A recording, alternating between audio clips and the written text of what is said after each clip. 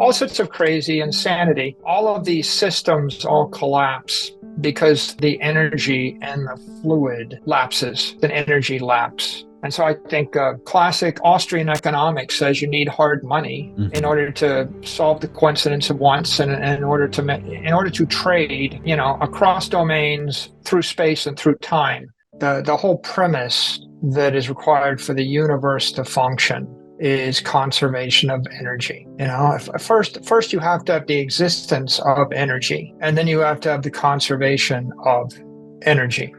And, in the Bible, the first thing we remember is God says, let there be light, right? So everything starts with the deity pointing out that in the absence of light, which is energy, there is no life. Darkness is the absence of energy. So energy is fundamental, but conservation of energy is what makes the universe rational. It's what makes it work. And I think Jeff Booth is pointing out that, right? The idea of scarcity of money is the same as saying, if money is conservative, then everything else will be conservative. And if money is non-conservative, the world goes insane. And I think the examples there that kind of pop up are a commodity without energy is a coupon, right? If I have a dozen eggs and I take the eggs away and I replace it with a sheet of paper or a text message, and I send you a text message saying, this is good for a dozen eggs. Now I've created a coupon, but I don't have a commodity anymore. Now, the problem is you might forward the text message to 1 million of your friends, and now you have 1 million text messages that are all coupons, but you don't have the eggs that equal the coupons, right? And so that's an example of non-conservative money, right? Money without energy is credit. Commodities without energy are coupons. In cyberspace, an object without energy is an image. If you have an object and it has no energy, it's like Plato's shadow. A person without energy is a ghost. When you make a comment and there's no energy to back it, it lacks credibility. And if you have a cyber persona and there's no energy that backs it, again, you lack credibility. So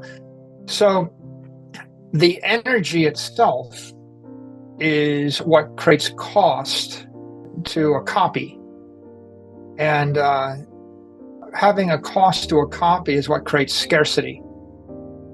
And if there is no cost to a copy, right? If we come back to that example of I want to go to a party, and I've got one ticket, and then I email the one ticket to 10,000 friends.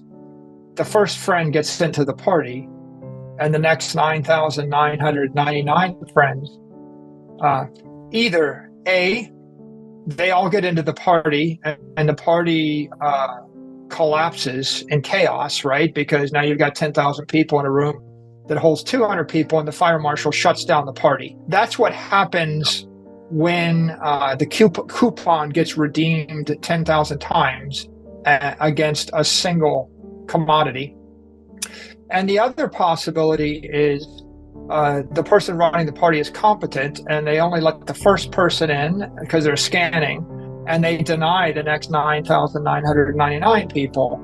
And then what you have is chaos at the door, 9,999 people that are just mad they couldn't get in, and kind of a breakdown in civilization, because now people all go crazy, right? They all literally go crazy because they think they had the coupon to get into the party, but they didn't. And so when I apply that to a coupon for food, a coupon for energy, a coupon for access, etc., then what you've got is an example of everyone plunged into chaos, right? Nothing has any credibility anymore.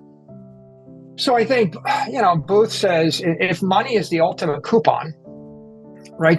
The ultimate coupon is there's 21 million units of money and you can't make any more. I want to guarantee that that it'll be scarce, then I inject energy into each coupon, right? That's the equivalent of 21 million gold coins. It's not perfect, but it's energy infused, so there's some expense to it, so it's credible.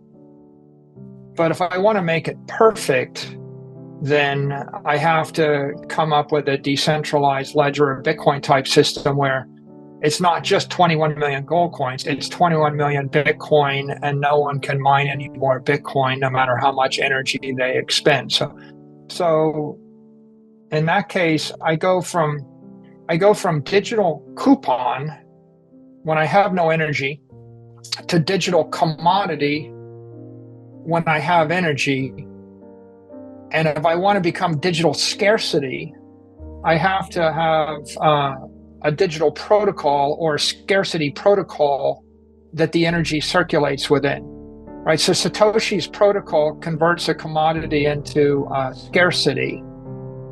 If you kept the same proof of work protocol and you used proof of work, but you didn't cap the Bitcoin at 21 million and you didn't have the halvings, the difficulty adjustment controls the rate at which the 21 million coins come out. It says they have to take it until the year 2140. But the halvings asymptotically approach 21 million. And what they say is that we exponentially decrease the amount of Bitcoin that get produced until we get to 21 million, and then we stop producing any more. So the real genius of Bitcoin there is you haven't created a coupon, you haven't even created a digital commodity. You've created a digital scarcity due to the protocol.